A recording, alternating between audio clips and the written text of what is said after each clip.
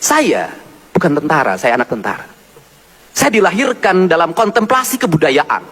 Saya lahir di kampung, melakukan pengembaraan spiritualitas lewat perjalanan sejak lahir sampai hari ini. Tidak lepas dari cerita tentang masa lalu dan cerita tentang masa depan. Kita ini memiliki keterikatan dengan apa? Saya menyebut adalah dengan leluhur.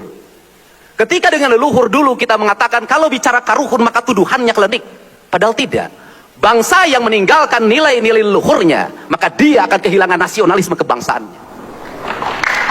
Bicara tentang karuhun bukan klinik, tapi bicara tentang kakek nenek kita, tentang buyut kita, tentang jangawareng kita, tentang udeg-udeg dan kaisiwur kita, yang hari ini dalam tren genetika dan kehidupan anak-anak kita hari ini. Mereka tidak hafal nama neneknya, mereka tidak hafal nama buyutnya, mereka tidak hafal dari mana dia berasal dan siapa leluhurnya. Ini adalah ancaman masa depan. Sedangkan orang lain terus-terusan setiap hari bercerita tentang leluhur.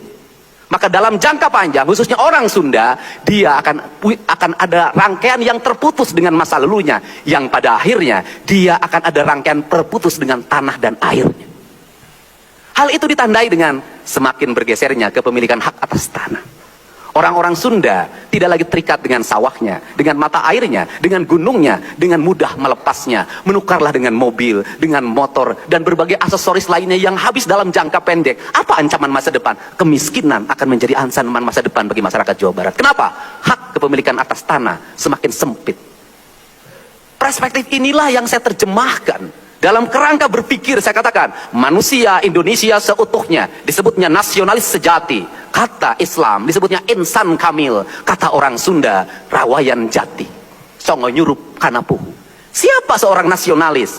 Mereka yang dirinya bersenyawa dengan tanahnya, bersenyawa dengan airnya, bersenyawa dengan mataharinya, bersenyawa dengan udaranya. Ketika terjadi persenyawaan, saya belajar dari Kopassus bahwa orang prajurit yang bersenyawa dengan tanah dan air dan udara dan mataharinya, ketika di hutan dia seperti hutan, ketika di air dia seperti air, ketika di laut dia seperti laut. Maka dia orang yang tidak bisa dideteksi oleh musuhnya, dia bersenyawa seluruh semestanya. Dan itulah spirit prajurit Kopassus tersejati.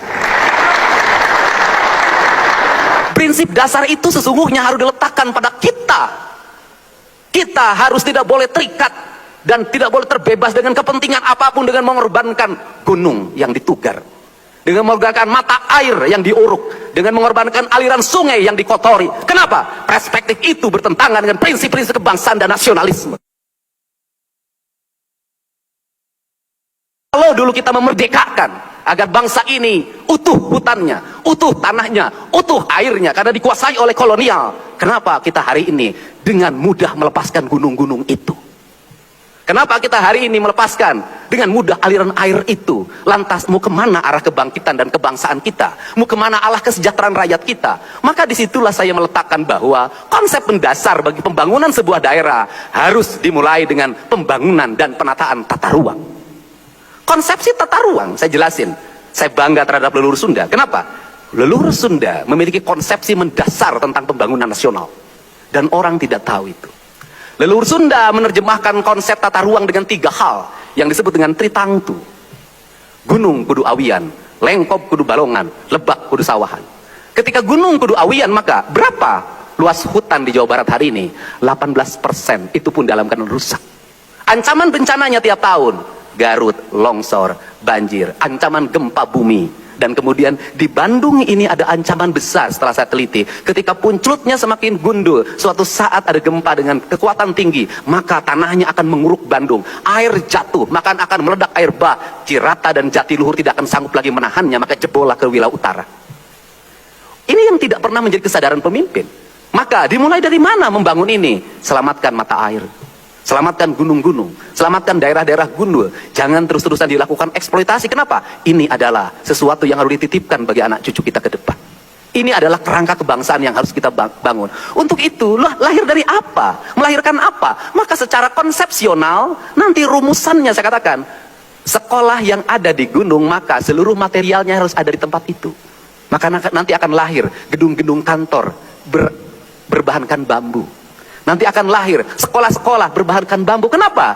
Konsepsi pembangunan selama ini salah. Di daerah gunung, gedung sekolah SD-nya, gedung sekolah SMP-nya, gedung sekolah SMA-nya menggunakan bahan baku pasir, batu, semen. Biaya angkutnya mahal, RAB-nya hampir sama dengan yang di dalam kota. Akibatnya apa? Kualitas bangunannya cuma bertahan sebentar. Sudah apa yang dilakukan oleh kita? Daerah bambu, bangunan sekolahnya dari bambu. Daerah kayu, sekolahnya dari kayu. Semuanya ditata. Itu yang disebut dengan falsafah Sunda. Ciri sabumi, cara sadesa, Jawa datu tung biritna, sacarana lain tepak sejen igel. Apa itu artinya bahwa pembangunan harus dibangun berdasarkan karakter wilayah dan karakter lingkungan. Bukan hanya bangunan nanti melahirkan kurikulum. Kurikulum yang di daerah gunung, maka anak-anak diajarkan bagaimana estetika gunung, bagaimana ilmu hayati gunung, bagaimana ilmu biologi gunung, bagaimana ilmu matematika gunung, bagaimana ilmu ekonomi gunung, bagaimana ilmu UMKM gunung. Maka gunung itu menjadi kekuatan ekonomi yang melahirkan multiplayer efek kebudayaan. Dan nanti orang-orang gunung akan bangga tinggal di gunung. Kenapa? Menjaga gunung melahirkan kemakmuran.